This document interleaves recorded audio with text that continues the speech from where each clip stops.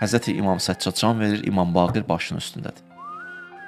İmam Baqir başının üstündədir. İmam Səccad əleyhissalam dedi ki, balam, atam İmam Hüseyn son anlarda mənə vəsiyyət edib, həmən vəsiyyəti mən sənə deyirəm. Atam Hüseyn Kərbəla çölündə. Baxın, atalar, o çöldə belə balaya vəsiyyət eləmək. Həmən vəziyyətdə belə övladı unutmamaq. Hərdən deyir, başım qarşı vaxtıma ayıramıram balama. Aşuranın o anında da İmam Hüseyn balasına vəsiyyət edir, tövsiyə edir. Həmən tövsiyəni bugün mən sizə deyirəm, İmam Səccad, İmam Baqir deyib, İmam Baqiri qucaqlayır və bu sözləri deyir. Deyir, atam belə dedi. Atacan, nə dedi Cəddim Hüseyn? Ya bu ney, bala, əziz balam, bala, səbr elə haqqa, həqiqətə, acı olsa da belə.